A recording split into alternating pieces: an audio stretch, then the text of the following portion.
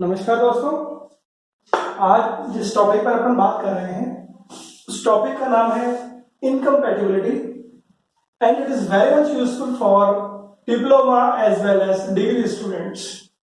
देखते हैं इनकम्पैटिबिलिटी का मतलब क्या है। भैया अंग्रेजी में एक शब्द होता है उसको बोलते हैं कंपैटिबल। कंपैटिबल का मतलब यह है कि अगर दो जनों के आपस में विचार मिल गए तो मतलब आपस में बैठकर बात करेंगे, उनकी आपस में मेल मिलाप होगा, मतलब कंपैटिबल हो गए वो। अगर लड़ाई हो गई हाथों हाथ, विचार नहीं मिले, मतलब इनकम्पैटिबल।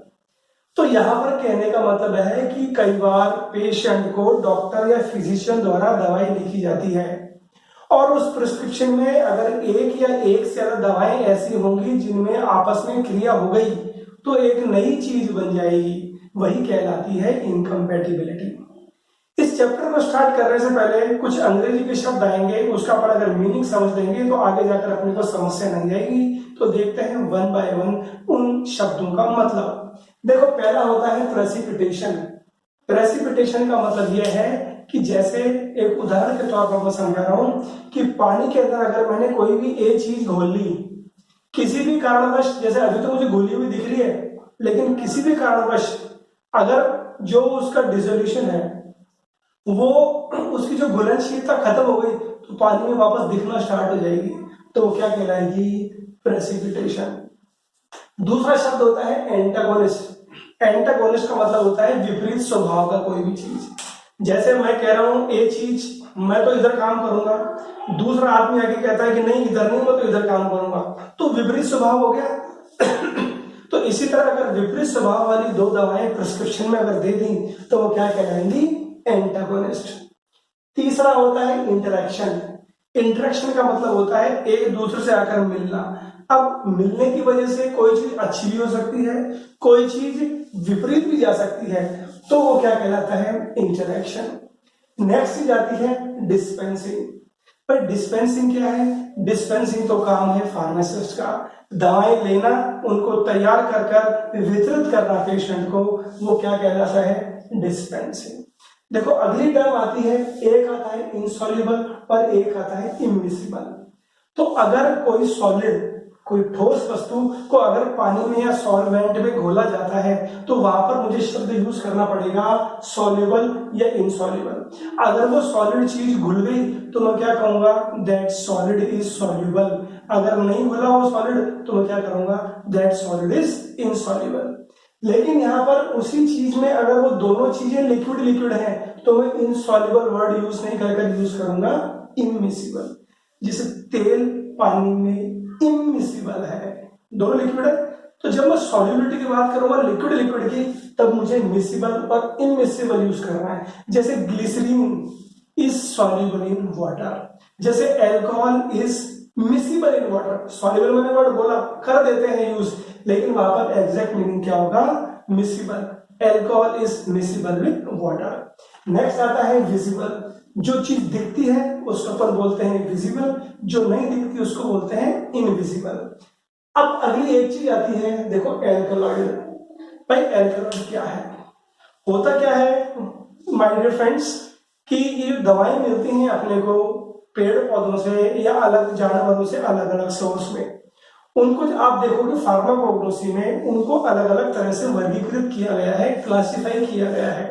जैसे कार्बोहाइड्रेट भी हो सकती है दवा, जैसे प्रोटीन भी हो सकती है दवा, जैसे टैनिन भी हो सकती है। ऐसे ही एक कैटेगरी है कौन सी? एल्कलॉइड। तो ओवरऑल समझने के तौर पर मैं ये कह सकता हूं कि alkaloid is a category of drug. उसका उदाहरण है जैसे स्ट्रिक्निन, जैसे क्विनिन, जैसे इमेटिन जो इपेकाक्वाना से मिलती है, जैसे ओपियम जो अफीम है उसको ओपियम बोलते हैं, उसके अंदर मिलती है morphine, codeine.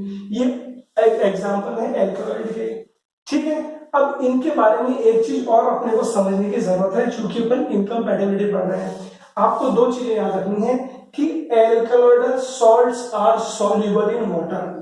Alkaloid salts water में सॉल्युबल होंगे, तो जैसे अगर मैं बोलूं स्टिक्निन या क्विनिन, तो क्विनिन हाइड्रोक्लोराइड उसका सॉल्ट हो गया, वो खाने में सॉल्युबल होगा वाटर के अंदर। लेकिन सिर्फ बात करूं क्विनिन या स्टिक्निन तो वो क्या होगा, वो इनसॉल्युबल रहेगा बेस के अंदर, क्योंकि एल्कलॉइड का मतलब एल्कली लाइक, और एल्कली लाइक मतलब they will be soluble in base. ठीक है, अब अगले शब्द पे चलते हैं, डिफ्यूजिबल। डिफ्यूजिबल का मतलब यह है, उदाहरण से देकर समझाऊंगा कि जैसे मैंने पानी लिया, पानी में कोई एक चीज डाली, वो घुल नहीं रही है, उसके आपको झाग जैसे दिख रहे हैं, मतलब इनडिफ्यूजिबल, तो आप उसको हिलाओगे घुल जाएगी तो वो क्या कहलाएगा, डिफ्यूजिबल। बहुत हिलाने के बाद भी अगर नहीं घुलती तो वो क्या कहलाएगी, इनडिफ्यूजिबल। अगला आता है देखो शब्द लिक्विफेक्शन। लिक्विफेक्शन का मतलब यह है कि दो दवाएं हैं ए और बी, इन दोनों को मिला दिया तो क्या हो गई, वो लिक्विड बन गई, उन दोनों में क्रिया हो गई, तो वो कहलाएगा लिक्विफेक्शन। और ऐसी दो दवाओं का मिक्सचर जिनको मिलाने से लिक्विड बन जाए और वो लिक्विड ऐसा जो मेल्ट हो जाए रूम टेम्परेचर पर, वो क्या कहलाएगा, यूटेक्टिक मिक्सचर। अगला आता है टॉलरेटेड। तो अपन कहते हैं ना क्या करो, बहुत टॉलरेट कर लिया, मतलब जिसको सहन किया जा सके वो टॉलरेटेड, और जिसको एडजस्ट किया जा सके वो एडजस्टेड। एक शब्द आता है इसके अंदर नेक्स्ट, वो आता है सिनर्जिस्ट।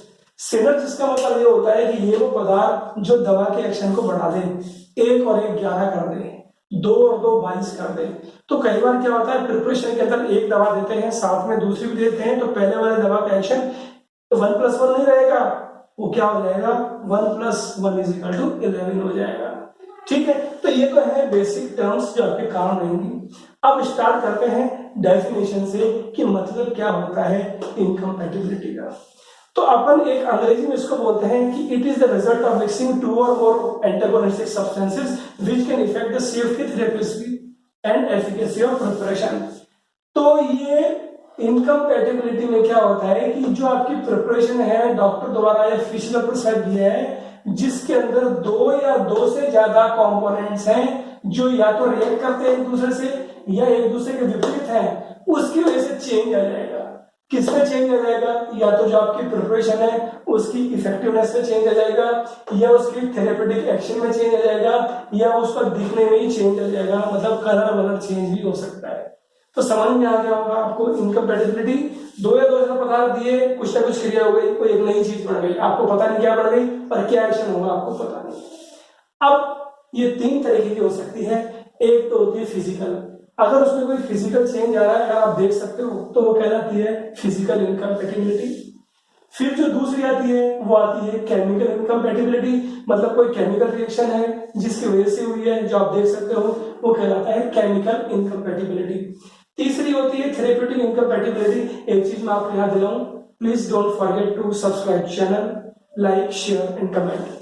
तीसरी होती है थेरेप्यूटिक इनकम्पैटिबिलिटी, जिसकी वजह से क्या है कि इंटेंसिटी ऑफ एक्शन चेंज, जो दवा आपने दी है उसका एक्शन बदल गया है, बदलने का मतलब बढ़ गया है एक्शन बहुत ज्यादा।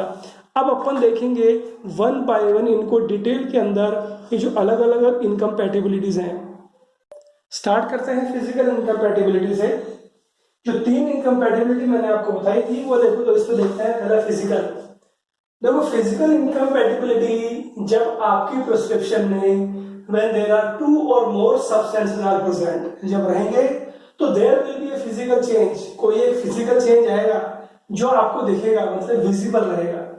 ठीक है, अब वो क्यों हुआ, क्योंकि हो सकता है वहां समस्या हो इमिसिबिलिटी की, जो मैं आपको बता चुका हूं, वहां समस्या हो सकती है इनसॉल्युबिलिटी की, जो आपको बता चुका हूं, वहां हो सकता है प्रेसिपिटेशन, जो आपको बता चुका हूं मैं, और वहां हो सकता है लिक्विफेक्शन।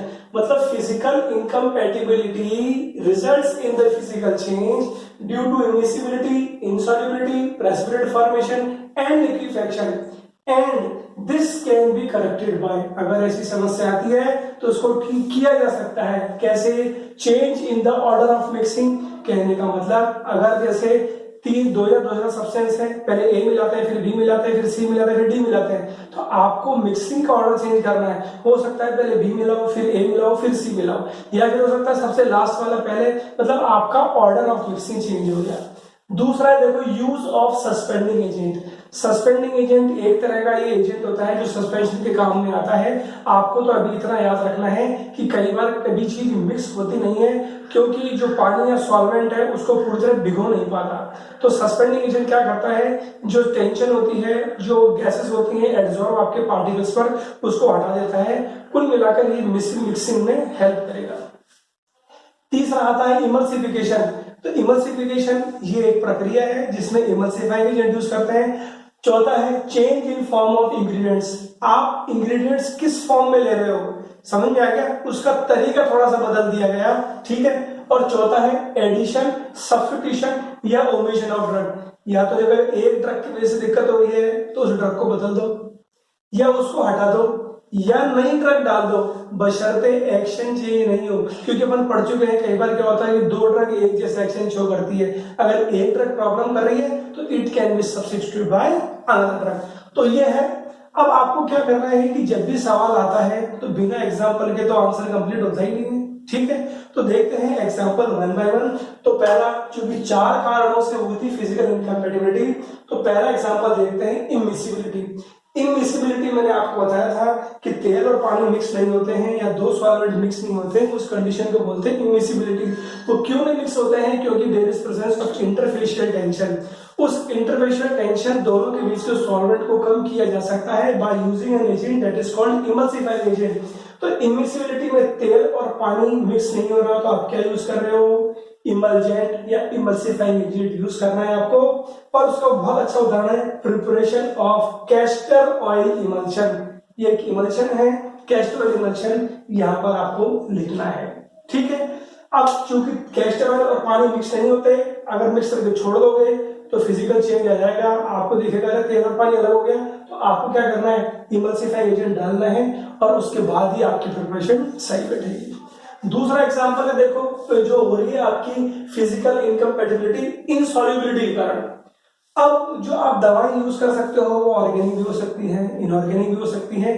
तो अपन क्या करेंगे, एक दो एग्जांपल लेंगे ताकि अपन एग्जाम में लिख सके, अपने आप को जस्टिफाई कर सके। तो आता है इसके अंदर arises with organic inorganic compounds, मैं आपको बता चुका हूं। अब इसका सॉल्यूशन क्या है, अगर ऐसा होता है तो उसका सॉल्यूशन क्या है, अगर करना क्या है। तो अगर हैवी मेटल्स हैं, देखिए बहुत सारे एग्जांपल्स हैं अपन ने मेन लिए हैं हैवी मेटल्स, जैसे कई हैवी मेटल्स, मरकरी की बात करें तो mercury mercurous salts insoluble in water while mercuric salts are soluble. तो आपको वो फॉर्म यूज करना है जो वाटर सॉल्युबल हो। इनसॉल्युबल हो तो आपकी प्रिपरेशन खराब हो जाएगी, प्रेसिपिटेशन हो जाएगा, इमिसिबिलिटी हो जाएगी, इनसॉल्युबिलिटी हो जाएगी।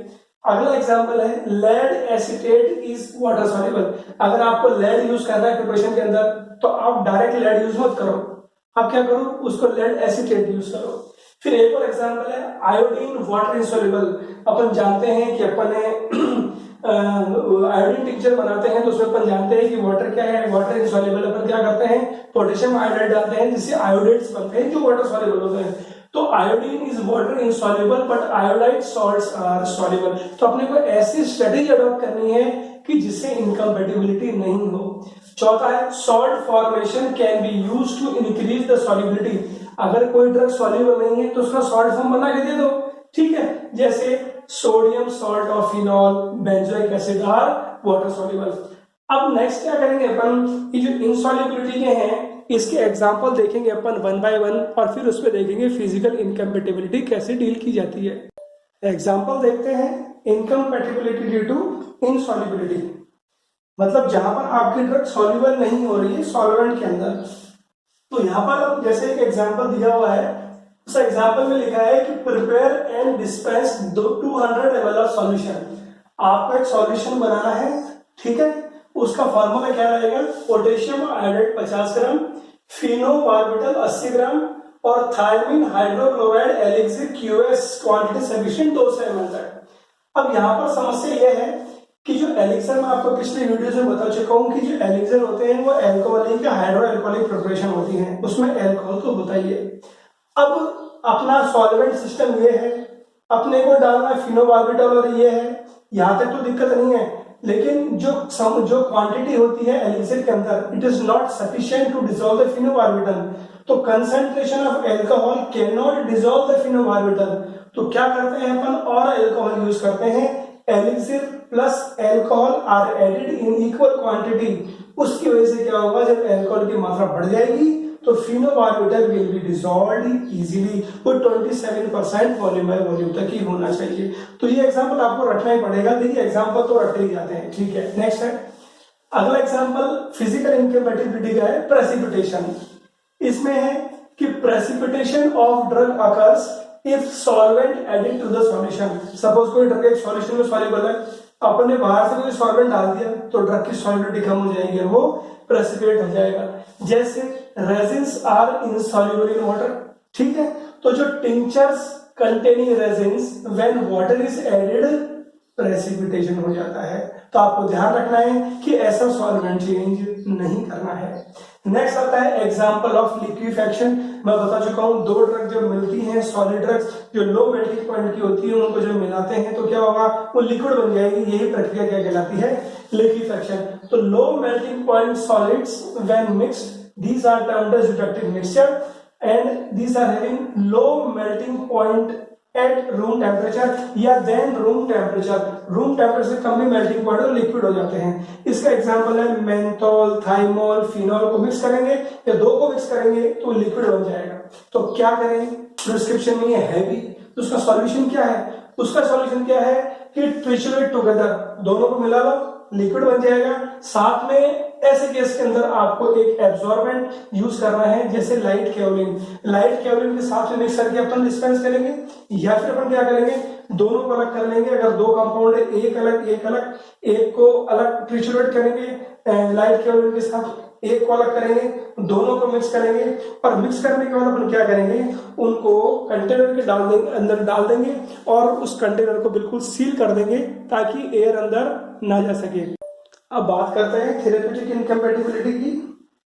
तो जो तीन तरह की इनकम्पैटिबिलिटी थी उसमें थेरेप्यूटिक की बात करते हैं। तो इसका मतलब ये होता है कि जो दवा दी गई है या जो प्रिस्क्रिप्शन में दी गई है उसका असर या तो ज्यादा है या कम है, मतलब it is other than expected और इंटेंडेड। तो in therapeutic incompatibility the action which has been arised is different from expected या इंटेंडेड। तो ऐसा क्यों हुआ, ऐसा इसलिए हुआ कि या तो भैया जो डोज दी है ना उसमें गड़बड़ हो गई, ठीक है, मतलब ज्यादा डोज लिख दी गई प्रिस्क्रिप्शन के द्वारा। तो इस थेरेप्यूटिक इनकम्पैटिबिलिटी में ये ड्यूटी बनती है फार्मासिस्ट की कि वो उस हर प्रिस्क्रिप्शन को ध्यान से रखे, और यहीं पर फार्मासिस्ट का नॉलेज और स्किल बहुत बड़ा रोल प्ले करता है। जैसे एरर इन डोजेज, जैसे अगर डोज में एरर हो जाएगी तो it is duty of pharmacist to check before dispensing. तो क्या होता है, जैसे कोडिन फॉस्फेट है या फिर कोई सी, इसके अलावा जैसे कोई पोटेंट ड्रग है, पोटेंट का मतलब जो बहुत कम मात्रा में ज्यादा एक्टिव होती है, मैं पिछली वीडियो से बता चुका हूं। तो अगर गलती से भी थोड़ी सी भी डोज अगर ज्यादा प्रिस्क्राइब हो गई तो मान के चलना पेशेंट कैन डाई। तो वो चीज अपने को ध्यान रखनी है। दूसरा है रॉन्ग ड्रग और डोजेज फॉर्म। कहने का मतलब जो दो दवाएं जिनका नेम एक जैसा है वो गलती से तो प्रिस्क्राइब नहीं हो गई है, जैसे drugs with similar names digoxin and digitoxin. या फिर इसके अलावा एक और एग्जांपल ले सकते हैं प्रेडनिसोलोन। या फिर फार्मासिस्ट ने अपनी मर्जी से कैप्सूल की जगह कोई सिरप तो नहीं दे दिया, capsule has been replace at place of syrup, या सिरप की जगह कैप्सूल नहीं दे दिया।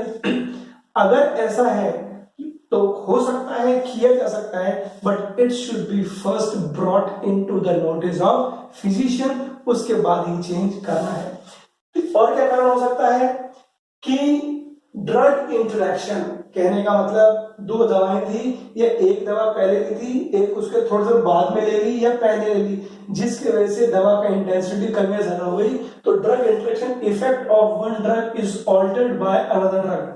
समझ में आ गया। और उसका बहुत एक क्लासिकल एग्जांपल है टेट्रासाइक्लिन प्रिस्क्राइब्ड विद मिल्क। कई बार क्या है कि फिजिशियन ने जल्दीबाजी में लिख दिया कि टेट्रासाइक्लिन को दूध के साथ लेना है, तो भैया ऐसा तो बिल्कुल नहीं है। तो क्या करना है आपको, the prescription has to be referred back to the physician for correction. जाएंगे और एक हम्बल रिक्वेस्ट होगी फिजिशियन से फार्मासिस्ट द्वारा कि please go through the prescription, क्योंकि टेट्रासाइक्लिन को दूध से देने के बाद इनसॉल्युबल कॉम्प्लेक्सेस बनेंगे जो एब्जॉर्ब नहीं लेंगे। अगर वो दूध के साथ पेशेंट लेगा तो असर टेट्रासाइक्लिन का आएगा ही नहीं। अगला कारण क्या है, कॉन्ट्रा इंडिकेटेड ड्रग। तो many drugs are contraindicated in particular disease. कई बार क्या है, लोड के मारे जल्दीबाजी में हो सकता है कि पेशेंट ने अपनी मेडिकल हिस्ट्री नहीं बताई हो या फिजिशियन लेना भूल गया हो। तो हो सकता है कि कई बार एक ड्रग उसको नहीं लेनी हो जिस बीमारी से वो ऑलरेडी डिजीज, जिस बीमारी से ऑलरेडी वो ग्रसित हो। जैसे corticosteroids are contraindicated ulcer. तो जिनको गैस्ट्रिक अल्सर की दिक्कत है उनको कॉर्टिकोस्टेरॉइड्स नहीं देने हैं। तो ये ड्यूटी बनती है किसकी, पहले तो ड्यूटी बनती है पेशेंट की कि वो डॉक्टर से सारी चीज बताए, और उसके बाद ड्यूटी बनती है फार्मासिस्ट की कि एक बार जो एक पार्ट है पेशेंट कॉम्प्लायंस का कि वो मेडिकेशन हिस्ट्री तैयार करे, और उसके बाद प्रिस्क्रिप्शन क्या प्रिस्क्राइब की गई है, ड्रग्स कौन सी प्रिस्क्राइब की गई है, उसके बाद ही वो दवा डिस्पेंस करे। अगला आता है सिनर्जिस्टिक और एंटागोनिस्टिक ड्रग। जो जो दवाएं दी गई हैं वो सिनर्जिस्टिक तो नहीं है, क्योंकि एक और एक असर गहरा हो जाता है। जैसे कई प्रिस्क्रिप्शन में एस्पिरिन और पैरासिटामोल साथ दी जाती है ताकि एनाल्जेसिक एक्शन बढ़ जाए। जैसे पेनिसिलिन और स्ट्रेप्टोमाइसिन जो एंटीबायोटिक है वो साथ दिए जाते हैं ताकि एंटीबैक्टीरियल एक्शन बढ़ जाए। ऐसे ही एंटागोनिस्टिक अपोजिट एक्शन, जब एस्पिरिन और प्रोपेनोसिड दी जाएगी, एस्पिरिन 0.6 ग्राम और प्रोपेनोसिड 0.5 ग्राम, तो देखा गया है कि असर आएगा ही नहीं। असर आएगा नहीं मतलब असर बिल्कुल न्यूट्रलाइज हो जाएगा। तो ये सारे कारण हैं थेरेप्यूटिक इनकम्पैटिबिलिटी के, और यहाँ पर फार्मासिस्ट का बहुत बड़ा रोल है। ये all the means whenever the drug has to be dispensed all this factors should be taken in consideration. यहीं पर फार्मासिस्ट का मेन रोल होता है। अब बात करते हैं केमिकल इनकम्पैटिबिलिटी। भाई केमिकल इनकम्पैटिबिलिटी क्यों हो रही है, क्योंकि कुछ रिएक्शन हो रही है जो आपके इंग्रेडिएंट्स हैं या ड्रग के बीच में। तो reason is chemical reaction is occurring between the drug and the ingredients which are prescribed in the prescription. तो अब ये दो तरीके की होती है केमिकल इनकम्पैटिबिलिटी। एक तो होती है टॉलरेटेड और एक होती है एडजस्टेड। टॉलरेटेड का मतलब आपने सहन कर लिया, तो इट इज सहन कर लिया और it is minimised by change in order of mixing. आपने देख लिया कि इसको मैं ठीक कर सकता हूं, तो ए की जगह बी की जगह ए पहले डाल दिया, तो जो मिक्सिंग का ऑर्डर था वो आपने बदल दिया। दूसरा होता है एडजस्टेड, आपने एडजस्ट किया। एडजस्ट में क्या होता है, आपको कुछ ना कुछ करना पड़ता है, कोई चीज ज्यादा या कमी करनी पड़ती है। तो एडजस्टेड में होगा देयर इज एडिशन और substitution of one reacting substance with another. हो सकता है एक की जगह आपने दूसरी चीज को बदल दिया हो, जैसे caffeine citrate can be replaced by caffeine. कोई प्रिस्क्रिप्शन था, कोई दवा थी जिसमें कैफीन सिट्रेट था, इसकी वजह से समस्या उत्पन्न हो रही थी, कारण रिएक्शन हो रही थी, तो आपने क्या किया, कैफीन सिट्रेट को हटाकर आपने कैफीन बदल दिया। So this is how adjustment is done. अब होता क्या है कि केमिकल इनकम्पैटिबिलिटी में प्रेसिपिटेट बन जाते हैं। अब ये जो प्रेसिपिटेट बन गए तो मैं कह सकता हूं कि these are precipitate yielding interaction. Precipitate बन जाता है इसकी वजह से। अब ये देखा गया है कि अगर आप ड्रग का स्ट्रॉन्ग सॉल्यूशन यूज करते हो तो रिएक्शन बहुत फास्ट रेट पे होती है और प्रेसिपिटेट भी बहुत फास्ट बढ़ते हैं। भाई सीधी सी बात है, अगर दो ताकतवर आदमियों को लड़ाओगे तो नुकसान ज्यादा ही होगा ना यार, कमजोर आदमी को लड़ाओगे तो नुकसान कम ही होगा, भिड़ंती कम होगी। तो मैं कह सकता हूं कि strong solution result in the precipitates, therefore इसलिए यूज डाइल्यूट सॉल्यूशन। तो केमिकल इनकम्पैटिबिलिटी को दूर करने के लिए पहला तो क्या करना है, अपने को डाइल्यूट सॉल्यूशन यूज करना है। अब यहां तो एक तरीका, अगर फिर भी प्रेसिपिटेट बनते हैं तो प्रेसिपिटेट दो तरीके के हो सकते हैं, या तो डिफ्यूजिबल या इनडिफ्यूजिबल। डिफ्यूजिबल का मतलब यह है कि जैसे आप कंटेनर को देखोगे ना तो आपको झाग या प्रेसिपिटेट देखेंगे, आप उनको हिलाओ वो गायब हो जाएंगे, तो वो कहलाते हैं डिफ्यूजिबल। और कितना ही हिलाने के बाद वो नहीं गायब होते तो मतलब इनडिफ्यूजिबल। अब डिफ्यूजिबल और इनडिफ्यूजिबल इन दोनों में अलग अलग आपको स्ट्रेटेजी करनी पड़ेगी, फार्मासिस्ट को काम करना पड़ेगा। अगर डिफ्यूजिबल है तो ए मेथड यूज करना पड़ेगा, इनडिफ्यूजिबल है तो बी मेथड यूज करना पड़ेगा। अब देखिए method A, method A is used when the amount of diffusible is small. जो प्रेसिपिटेट बने हैं ना वो छोटे बनेंगे, कम बनेंगे। अब उसमें क्या करना है आपको, मेथड में जो आपका व्हीकल है, मतलब जो सॉल्वेंट है जिसमें ड्रग घुल रही है, उसको दो भागों में बांट लेना है बराबर बराबर, पार्ट 1 और part 2। Means the vehicle is divided into two equal quantities, part 1 and part 1। अब पार्ट ए में एक ड्रग चली जाएगी, पार्ट बी में दूसरी ड्रग चली जाएगी, ये इधर घोल दी, ये इधर घोल दी, और दोनों को मिक्स करेंगे तो ये देखा गया है कि अब प्रेसिपिटेशन नहीं आएगा। तो ये तो कंडीशन कब थी, when there are diffusible precipitates. अब दूसरा आता है इनडिफ्यूजिबल प्रेसिपिटेट्स। उस केस में we have to use the method B, means where the large indiffusible precipitates are found. उस केस में क्या करेंगे, उस केस में क्या करेंगे, again the vehicle is divided into two parts. यहां पर भी दो पार्ट थे, यहां पर भी दो पार्ट थे, लेकिन यहां पर एक पार्ट में तो एक ड्रग डाल दी, एक काम ये है। दूसरे पार्ट में क्या करेंगे, दूसरे पार्ट में व्हीकल लेंगे और उस व्हीकल के अंदर क्या करेंगे, अपन कंपाउंड ट्रेगाकेंथ पाउडर डालेंगे। कंपाउंड ट्रेगाकेंथ पाउडर किस कंसंट्रेशन में, कितनी मात्रा में डालेंगे, कि 2 ग्राम पर 100 ml, मतलब 2% सॉल्यूशन लेंगे ट्रेगाकेंथ का, उसको मोटर और पैसल में ऐसे रगड़ेंगे, एक म्यूसिलेज बन जाएगा, और म्यूसिलेज बनने के बाद जो दूसरी ड्रग है वो इसमें डाल देंगे। तो यहाँ पर आपके दो पार्ट तैयार हो गए, एक में सिर्फ ड्रग थी और एक में म्यूसिलेज पर ड्रग थी। इन दोनों को क्या करना है, फिर मिक्स करना है। शुरू में धीरे धीरे मिक्स करेंगे, उसके बाद जोर से मिक्स करेंगे। तो इस तरह से अपन क्या करेंगे, चाहे डिफ्यूजिबल हो चाहे इनडिफ्यूजिबल हो, अपन क्या कर सकते हैं, इनकम्पैटिबिलिटी दूर कर सकते हैं। अब देखते हैं वन बाय वन जो अलग एग्जांपल्स है आपके इनकम्पैटिबिलिटी में, केमिकल इनकम्पैटिबिलिटी में। अगली कैटेगरी है अपनी केमिकल इनकम्पैटिबिलिटी के एग्जांपल्स। और अगर इनकम्पैटिबिलिटी है तो उसको करेक्शन कैसे किया जाए, तो देखो इसको 5 भागों में अपन पढ़ेंगे केमिकल इनकम्पैटिबिलिटी के एग्जांपल्स करेक्शन को। एल्कलॉइड्स की कंपैटिबिलिटी, इनकम्पैटिबिलिटी, आयोडाइड्स की इनकम्पैटिबिलिटी, सॉल्युबल आयोडाइड्स, सैलिसिलेट्स जो होते हैं उनकी, इवोल्यूशन ऑफ कार्बन डाइऑक्साइड, जब प्रिपरेशन बनाएंगे तो उसमें CO2 निकलेगी, मिसलेनियस। तो क्यों पढ़ रहे हैं भैया, अपने को जस्टिफाई करना है कि केमिकल इनकम्पैटिबिलिटी क्या है, और अगर होता है तो अपने को उसका रास्ता क्या है। तो जानकारी होनी चाहिए फार्मासिस्ट के पास, तभी ये चीजें दूर हो सकती हैं। अब देखेंगे वन बाय वन।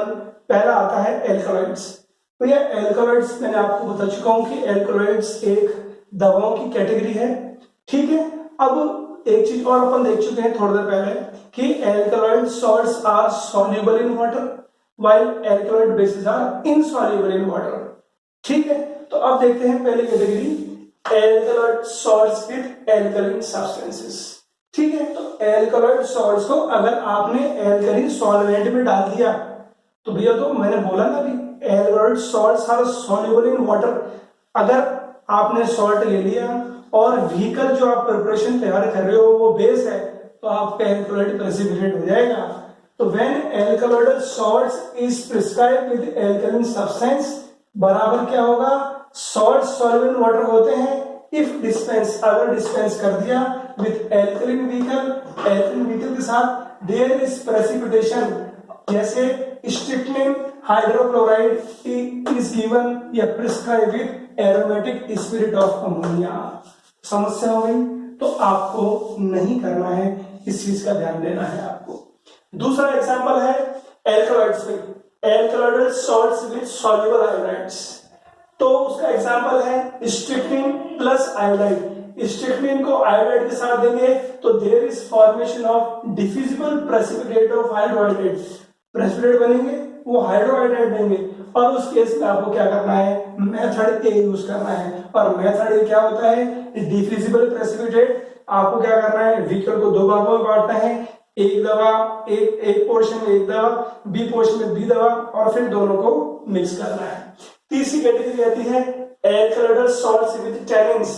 अगर एल्कलॉइडल सॉल्ट्स को टैनिन्स के साथ दे दिया तो there is formation of diffusible tannates, जो प्रेसिपिटेट बनेंगे वो टैनेट्स के बनेंगे। और अगर ऐसा है तो आपको क्या करना है, मेथड ए यूज करना है, जो अपन ने थोड़ा पहले देखा।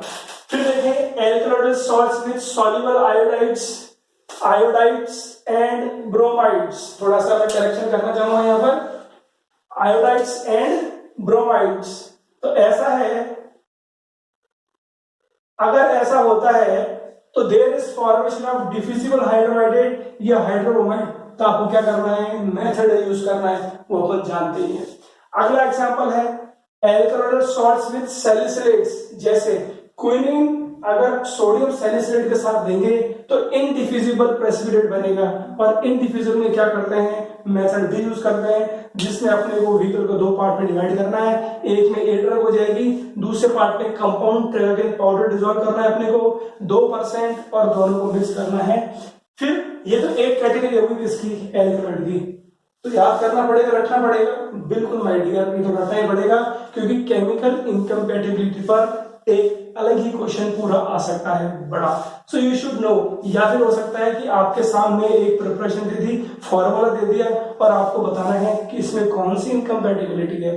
तो जितने ज्यादा आप एग्जांपल देंगे उतने कंसेप्ट आपके क्लियर होंगे।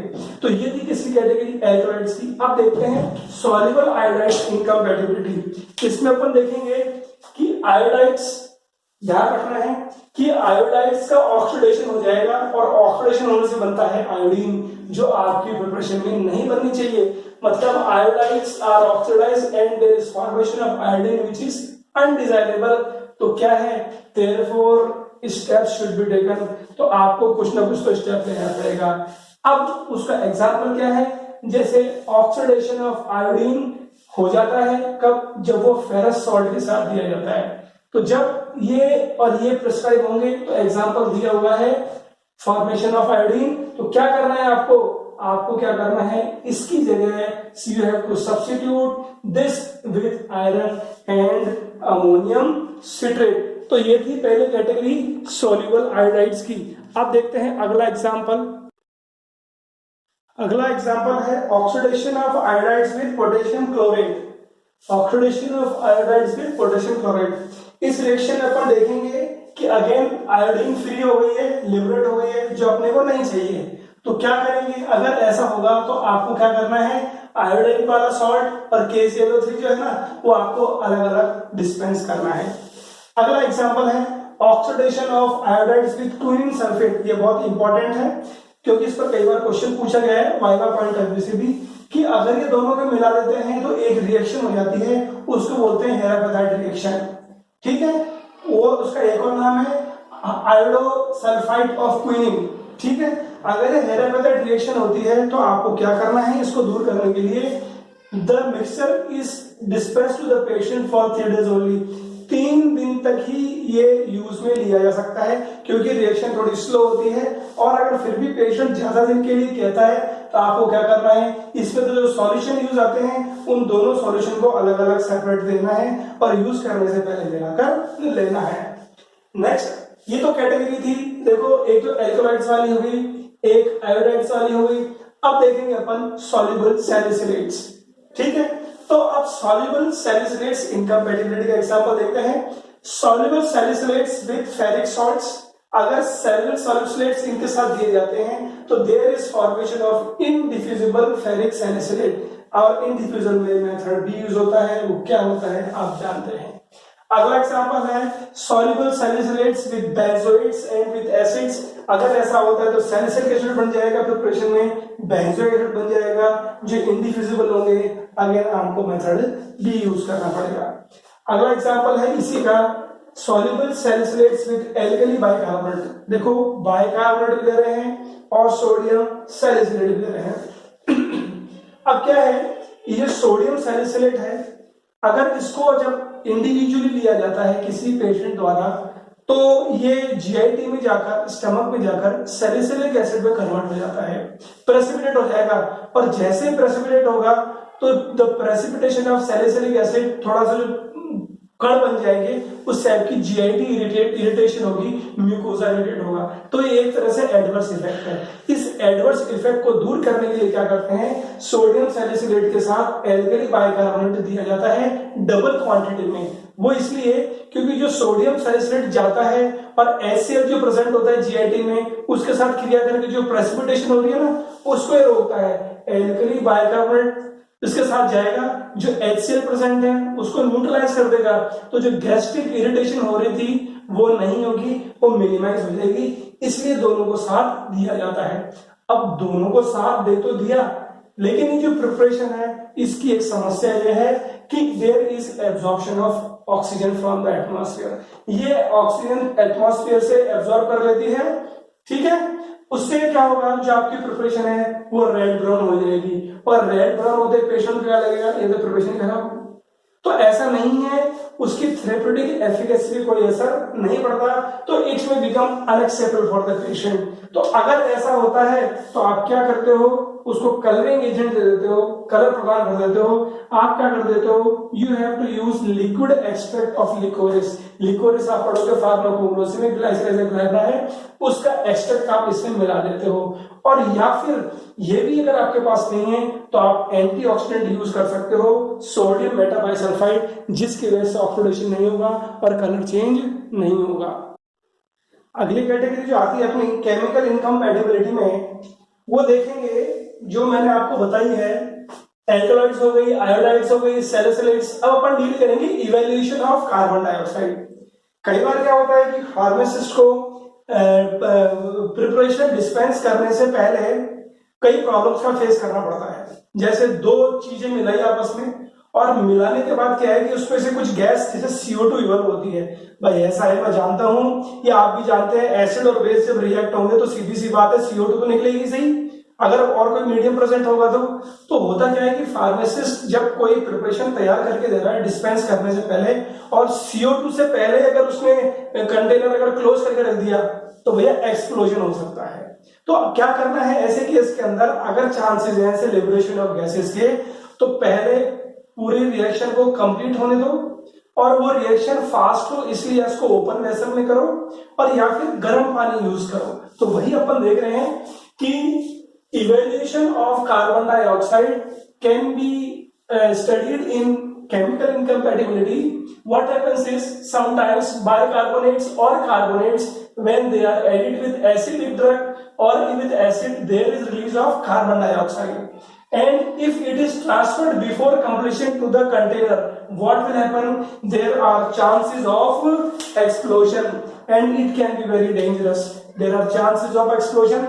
तो क्या करना है आपको, in order to overcome this problem you have to do this in I think open vessel में करो आप, खुले बर्तन में, और या फिर क्या करना है आपको, हॉट वाटर यूज करना है ताकि रिएक्शन फास्ट हो जाए, जल्दी CO2 इवॉल्व हो जाए। तो अब इसका एग्जांपल देखते हैं अपन, कॉमन एग्जांपल और इंटरेस्टिंग एग्जांपल देखेंगे जो सबसे ज्यादा यूज होता है। अब देखो पहला है सोडियम बाइकार्बोनेट विद कैल्शियम और मैग्नीशियम सॉल्ट। जब ऐसा होता है तो there is a double decomposition reaction, एक रिएक्शन होती है, अपन उसकी डिटेल में नहीं जाएंगे। उससे क्या होता है, ये CO2 तो निकल गई और साथ में इनसॉल्युबल कार्बोनेट्स भी बनते हैं। ये जो इनसॉल्युबल कार्बोनेट्स हैं ये डिफ्यूजिबल है, और अपन जानते हैं कि if the precipitate is diffusible we have to use method A। ये पहला एग्जांपल। दूसरा एग्जांपल है सोडियम कार्बोनेट, बोरेक्स और ग्लिसरीन। ये बहुत इंपॉर्टेंट है। सोडियम बाइकार्बोनेट, बोरेक्स और ग्लिसरीन को देते हैं तो क्या बनता है, बोरिक एसिड और सोडियम मेटाबोरेट बनता है। यही बोरिक एसिड जो बनी है प्रिपरेशन में, जो ग्लिसरीन है उसके साथ फिर रिएक्ट करती है तो क्या बनता है, ग्लिसराइल बोरिक एसिड, जो और जो बाइकार्बोनेट के साथ रिएक्ट करेगा वापस के प्रिपरेशन में, और क्या बनेगा आपका, रिलीज ऑफ CO2। तो अगेन ये CO2 पहले ही रिलीज हो जाए before the final transfer into the container and packaging and closure आपको रिप्लेस करने से पहले आपको ओपन वेसल में करना है या हॉट वाटर यूज करना है ताकि रिएक्शन आपकी फास्ट हो जाए।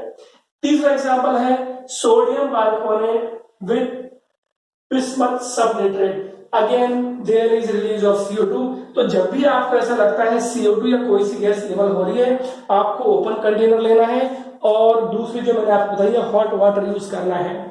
अगली कैटेगरी आती है मिसलेनियस। मिसलेनियस के अपन रिएक्शंस देखेंगे। अब जो कैटेगरी अपन देखेंगे वो है मिसलेनियस कैटेगरी। मिसलेनियस कैटेगरी का मतलब जो किसी कैटेगरी में नहीं आता वो कहलाता है मिसलेनियस। इसमें अपन देखेंगे पहला एग्जांपल है potassium chlorate plus oxidisable substances, charcoal, sulphur या शुगर। अगर उनको हीट सप्लाई हो गई ट्रिचुरेशन के दौरान, सप्लाई के दौरान, so there are chances of explosion. तो इसलिए फार्मासिस्ट की ड्यूटी है कि हमेशा वो क्या डाल रहा है प्रिस्क्राइब में, प्रिस्क्रिप्शन के समय, कंपाउंडिंग के समय, डिस्पेंसिंग के समय उसको जानकारी होनी चाहिए, और यहीं पर फार्मेसी का नॉलेज और स्किल काम आता है। नेक्स्ट आता है soluble barbiturates plus ammonium bromide. अगर सॉल्युबल बार्बिचुरेट्स को अमोनियम ब्रोमाइड के साथ देंगे, there is formation of indiffusible precipitate of barbitone. जो ड्रग है आपकी बार्बिटोन, वो इनडिफिजिबल प्रेसिपिटेट बनाएगी, और अपन जानते हैं इनडिफिजिबल प्रेसिपिटेट के लिए आपको क्या करना है, मेथड बी अडॉप्ट करना है। तीसरा एग्जांपल है इमल्जेंट। इमल्जेंट को बोलते हैं इमल्सिफाइंग एजेंट। ये समस्या कब आती है, जब आप इमल्शन बनाते हो। When emulgent is taken and emulsion of alkali metal with polyvalent ions forming salts की बात हो रही है। अगर इमल्जेंट आपने ऐसा लिया और अंदर एल्कली मेटल है जो पॉलीवेलेंट आयंस बनाएंगे सॉल्ट्स वाले, तो क्या हो जाएगा, इमल्जेंट आपको ऑयल इन वाटर से वाटर इन ऑयल हो जाएगा। आपको सिर्फ एग्जांपल ही याद रखने हैं। नेक्स्ट है जो कलर है, कलर ही चेंज हो गया, तो कलर स्टेबल भी तो होना चाहिए, क्योंकि अगर घर से कोई घर पर अगर अपन लाए हैं फार्मेसी से कोई प्रिपरेशन, अगर कलर चेंज होता है तो इमीडिएटली वो जो अपील है वो खत्म हो जाती है उस प्रोडक्ट के लिए, ऐसा लगेगा प्रोडक्ट खराब हो गया। तो stability of colour is very much essential and it में change due to change in pH of preparation. Preparation की पीएच चेंज होते ही कलर भी चेंज होता है, अपन जानते हैं, ठीक है। तो पीएच ऑफ प्रिपरेशन, कलर में चेंज हो जाता है पीएच की वजह से, जैसे इसलिए क्योंकि जो डाइज यूज होती हैं उनका कलर भी चेंज होता है, वो डिपेंड करता है सराउंडिंग पीएच पे। जैसे मिथाइलिन ब्लू जो बेसिक डाई है और एमरेथ जो एसिडिक डाई है, ये बहुत सेंसिटिव होती है पीएच चेंज के लिए। तो आपको ध्यान रखना है कि आपकी जो प्रिपरेशन है उसका फाइनल पीएच क्या रहेगा और आप डाई क्या यूज कर रहे हो, ये जानकारी होनी जरूरी है फार्मासिस्ट के लिए। अगला जो एग्जाम्पल है मिसलेनियस में, वो है लिकोरिस लिक्विड एक्सट्रैक्ट। ये liquorice liquid extract pharmaceutical aid use होता है एज अ फ्लेवरिंग एजेंट। अब ये फ्लेवरिंग एजेंट होता है, इसमें स्वाद आता है। स्वाद किसकी वजह से आता है, ये आता है ग्लाइसराइजिन की वजह से, जो एक कंपोनेंट है इसका लिकोरिस का। लेकिन ये देखा गया है कि ग्लाइसराइजिन को अगर एसिड मिल गया, ये प्रिपरेशन आपकी एसिडिक होगी, तो क्या हो जाएगा, ग्लाइसराइजिनिक एसिड बन जाएगा जो वाटर में इंसॉल्युबल है। और चूंकि वाटर में इंसॉल्युबल है तो नीचे जमा हो जाएगा एज ए ब्लैक प्रेसिपिटेट, और ये जो ब्लैक प्रेसिपिटेट है ना, उसकी कोई फ्लेवरिंग प्रॉपर्टी नहीं है, मतलब आपकी प्रिपरेशन खराब हो जाएगी। तो ये सारी जानकारी फार्मासिस्ट को होना जरूरी है। तो अब ओवरऑल देखते हैं कि इस टॉपिक पर क्या क्या क्वेश्चन बनते हैं। पहला क्वेश्चन बनता है इसके अंदर कि what is incompatibility, what are different types of incompatibility. इसको दूसरे तरह से पूछा जा सकता है कि what are different type of incompatibilities and explain any one in detail. तो आप थेरेप्यूटिक भी बता सकते हो, आप फिजिकल भी बता सकते हो सकता है फिजिकल पर अलग क्वेश्चन पूछा जाए, हो सकता है थेरेप्यूटिक अलग क्वेश्चन पूछा जाए, और केमिकल तो अपन देख ही रहे हैं, ये थोड़ा लेंदी है। Again I am telling, examples code करना बहुत जरूरी है नंबर के लिए। और सबसे इंपॉर्टेंट चीज, don't forget to subscribe channel, please like and give your comments. जो भी कमेंट्स होंगे आपका वेलकम है। अगली बार दोबारा मिलेंगे। Best of luck.